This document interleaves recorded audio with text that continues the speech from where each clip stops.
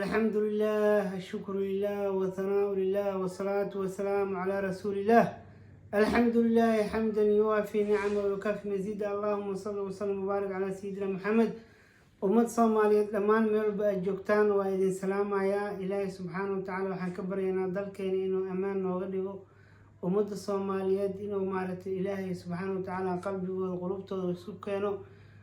maxaa yeelay ummadda waxay horumar ku gaartaa midnimo. dalkan dadkiisii iyo dalka ummadda Soomaaliyeed dalkii oo ka burburay, dadkii oo burburay, caqiidadii oo burburtay, midnimadii oo burburtay, waxbarashadii oo burburtay, xagga maadiga iyo xagga diiniga iyo xag dhan walba oo ka burburay dalkan. ilaahay subxaanahu wa tacaala waxaan ka baryaynaa ummadda Soomaaliyeed inaa maaragtay ilaahay isku keeno qulubtooda oo mideeyo. maxaa yeelay xilligii barsimaadkii waxaa la haystay dad maaragtay isjecel, midaysan, oo hal caqiido ku midaysan, oo iyo hal madhab ku midaysan, oo wada shaaficiyiin oo sunniyiin ah, oo maaragtay xagga ummad ahaan u midaysan, dal ahaan u midaysan, dad ahaan u midaysan, bulshadii oo maaragtay ishaysato oo hal dhan u wada socoto. laakiin hadda mid kale ku jiha ma lahan. dadkii waa kala mid walba dhinacay u socdaa. waxaa maaragtay waxaa ku dhacay ummadii burbur iyo qalbi jab. marka ilaahay subxaanahu wa tacaala waxaan ka baryaynaa inuu ummadda Soomaaliyeed ilaahay isku keeno qulubtooda, oo ilaahay subxaanahu wa tacaala qalbigooda burcadda isku mariyo. maxaa yeelay hadda wadankii dadkii way bateen, sidii hore maahan. dhalinyara u badan wadanka 70%, laakiin dhalinyaradaas horumar ma haystaan, waxbarasho ma haystaan. dadkii oo hogaamin lahaa oo horumarkooda iyo ayakataliskooda ka talin lahaane jawaabkooda buuxsanayaan. marka hadda nin u naxaayo ma lahan. marka wadankii waxay dhalinyaradii waxay ku kaliftay inay wadankii ka cararaan. marka aad la sheekeysatid dhalinyarada, mid walba wuxuu ku leeyahay waxaan rabaa inaan wadankii ka qaxo oo ka tahriibo. markaa dhahday warni wadanka waa barwaaqo, meel hadda la aado ma jirto, dibadda anagaa ka imaanay, iska joog. wuxuu ku leeyahay adiga waa soo dharagtay, anagaa rabtaa inaa maaragtay aada wadanka nagu celisid gaajadan iyo faqrigan. marka ummadda qalbiga ayay ka dhinteen. laakiin haddii xaqiiqada laga hadlo, adduunka oo dhan maanta haddaa gogol garaysid, Soomaaliya ma ahan wadan faqri, laakiin dadkiisa ayaa faqiir ah. laakiin dalku waa dal taajira. laakiin wax dalki wuxuu u baahan yahay dal waa haysanaa, laakiin dad ma haysano. marka ummadda Soomaaliyeed dalkooda nin walba carabta waxay ku mamaxaan saaxibul xaaja yaquumu bixaajati. nin walba arrimihiisa khaaska asaga ayaa danihiisa khaaska u qumo. marka ummadda Soomaaliyeed waxaa looga baahan yahay nin walba gurigiisa inuu hagaajisto.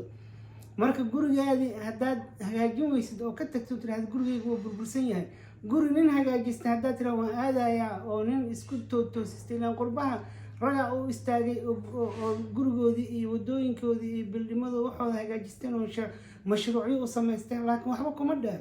badahooda waa biyo macaan, xitaa cusbo ma lahan, kalluun ma lahan, waxba ma lahan.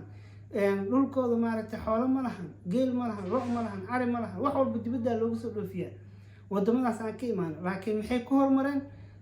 waxay ku leeyihiin markaa weydiisid oo dhahday shidaal ma leedi, shidaal ma haysatiin, kalluun ma haysatiin, bado ma haysatiin, xoolo ma haysatiin, oo hadda lo iyo ari iyo geel iyo ma haysatiin.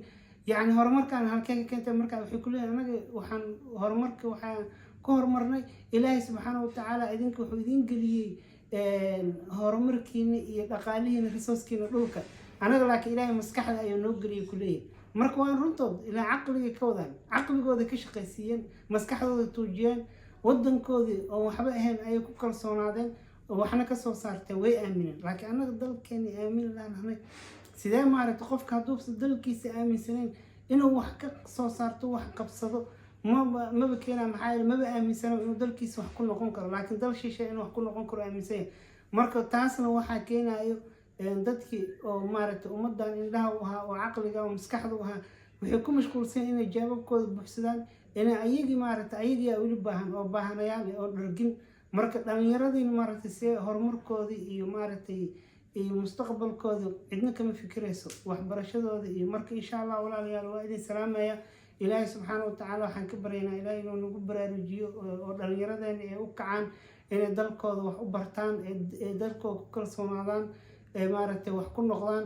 dal shisheeye dal aadan lahayn waa daranku joogaan lahayn marka dalkaada horumarso arrimahaada iyo guryahaada nin walba gurigaada hagaajiso nin walba gobolkaa ka imaatay iyo tuulada ka imaatay iyo magaalada ka imaatay hagaajiso ummadana maaragtay midnimadeeda ka shaqeey laakiin dadka waxaa rabaa kala qoqobka iyo afaar qabiilka ka shaqeynaya horumar saas laguma gaarayo marka insha allahu tacaala allah naga dhigo ummadda midaysan waxaa shinida marka iskhilaafta ayaa malabkeeda la jabsadaa ka hor malabkeeda lama arkaan lahay marka xikmad wax walbo adduunyadan yaalo xikmad ayuu maaragtay ilaahay nagu tusinaa inaan kuwaana qaadano marka aan kuwaana qaadano maaragtay wax walbo ilaahay adduunyadan nagu tusin aan kuwaana qaadano waddankeena hagaagsano aan ku kalsoonaano marka walaalayaal waa idin salaamaya assalaamu calaykum waraxmatullaahi wabarakaatuh